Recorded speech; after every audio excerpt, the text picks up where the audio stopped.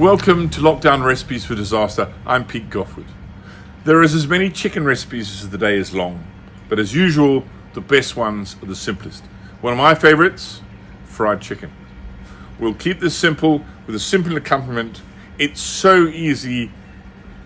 I don't know, Donald Trump could do it. It is tasty, delicious, and will deliver. Crunchy, succulent, you name it, this dish has it all.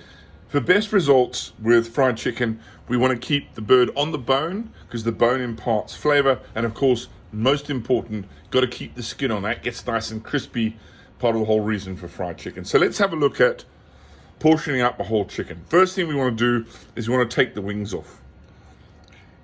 Chicken is all about joints. Right here is a little joint. You can just literally pull that away. Very, very easy. A sharp knife is of all importance.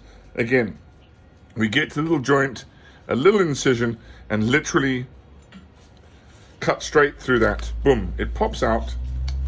We have a wing. Right now, we've got our legs and our breast.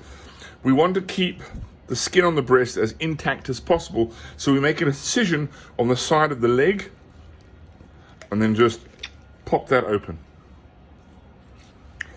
We take the little oyster that's at the back, and cut through, and there we have thigh. And we do the same on the other side, remembering always to cut on the side of the leg to keep the breast skin intact. Pop that open and simply cut around the oyster. And there we go. And for our breast, we just cut that excess skin off the back. For the breast, we're just going to cut down the breastbone right through the rib cage here to the back on either side.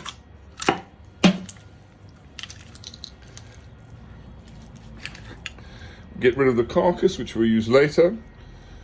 Take off our wishbone. And then we just simply cut through the breast.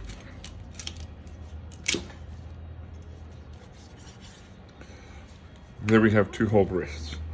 Now we want to cut this a little bit smaller, otherwise it's going to take too long to cook.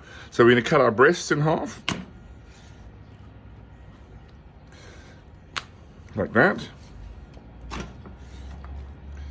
And then our thigh and our leg. Let's put those two pieces there and there like that. Now, if you feel a little joint between the drumstick and the thigh, there's a little, you just feel a little joint in there, and you literally run your knife straight through it.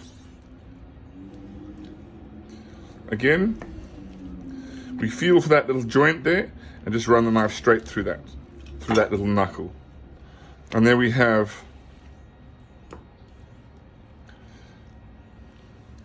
four beautiful breast pieces, two thighs, two legs, and two wings, ready to rock and roll. We're going to marinate our chicken pieces in some buttermilk, which will add an interesting flavor dimension as well as help as a tenderizer. We're going to leave this to marinate for at least an hour. Now, onto our beer bread. Let's have a quick run through of our beer bread ingredients. Obviously, you've got a bottle of beer, flour, sweet corn, grated cheddar, baking powder, sugar, chili flakes, salt. I've got some pepper on this side, and I've taken the liberty of greasing my molds and dusting with a little bit of flour so the bread won't stick. When it comes to flour, if you want to use self-raising flour for this recipe, you can.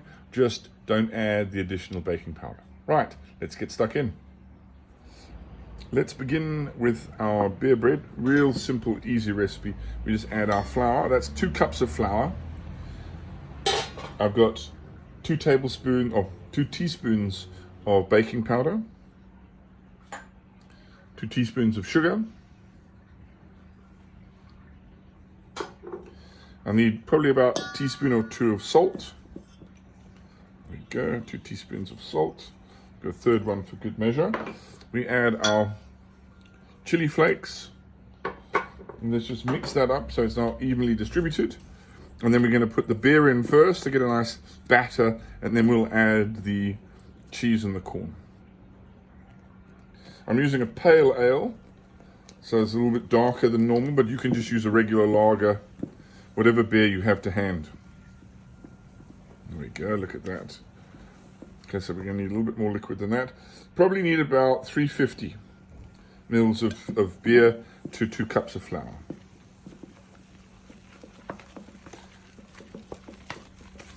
And rather have the mixture too wet than too dry. Of course, this is a 500 ml bottle, so there'll be a little left over for the chef. So we just want a nice thick sort of batter consistency. There we go, that's the sort of consistency we're looking for.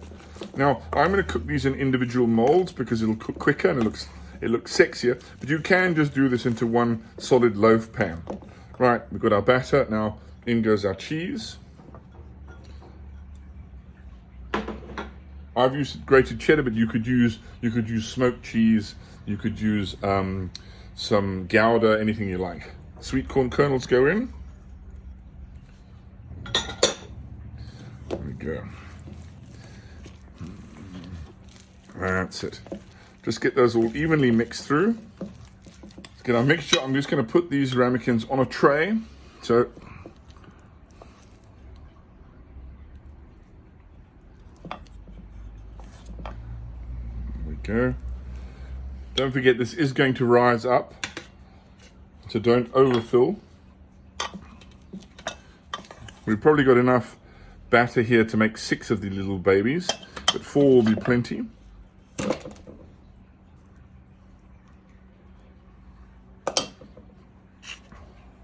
Pop these into our little Weber. We're looking at about 180 degrees. They're going to take about 25 to 30 minutes. We'll come back and have a look at those later. Before we get chicken into the pan, we need to do the all-important seasoned flour. I've got garlic powder, marjoram, chili, ground cumin, smoked paprika, salt and pepper, and I've just got some flour. This can be bread flour, cake flour, doesn't matter, as long as it's not self-raising flour.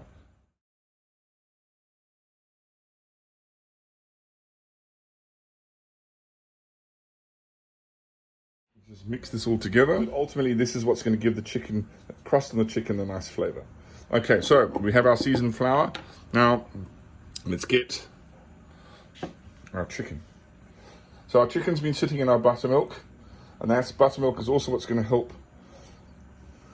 our flour stick to the pieces of chicken. Gets a bit messy. This is best to do with one hand, so that only one hand gets all gungy. And what I'm going to do is I'm going to cook the drumstick and the thigh first, and then halfway through the cooking process I'm going to add the breast, because the breast is going to cook much quicker and we don't want that to dry out. Chicken is ready to go in.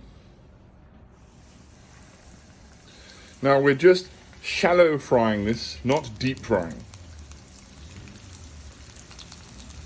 Where possible, try and get yourself a big pan like this where you can fit all of the pieces of chicken in. Otherwise, you must do it in batches, because what you don't want, if you crowd the pan too much, you'll drop the temperature of the oil and the chicken will start to boil it'll just boil in the oil rather than fry. All right, let's have a quick squiz at how our beer breads are doing. Oh, yes, indeed. Look at those. Those are nearly done. A couple more minutes with a bit of color on top. Those are looking sensational. Our thighs are probably halfway done. So now it's time to put our breast pieces in. Looking really good. I'll put this last piece of breast in when I take the 2 chicken wings out. I think our wings and our drumsticks are definitely done, so we can take those out.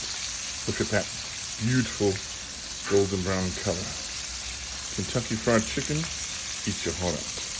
I'm just going to put them on a little rack to drain so that they stay nice and crisp. They don't sit in their oil. You could also do this with a little kitchen paper. But we're doing this just so that they don't sit in their own fat, because then they will go all soggy. Looks like our chicken breast is done as well. Fried chicken. Man alive, does that look good. Right, let's have a quick squiz. Our beer bread should be finished as well. Oh, yes, indeed. Those beer breads look fantastic.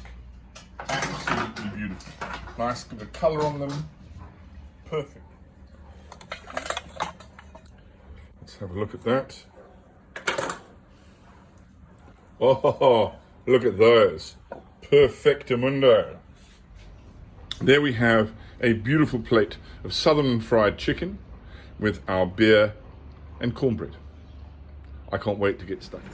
Simple fried chicken, great chicken, tremendous chicken. And I know chicken. I know chicken better than chicken knows chicken.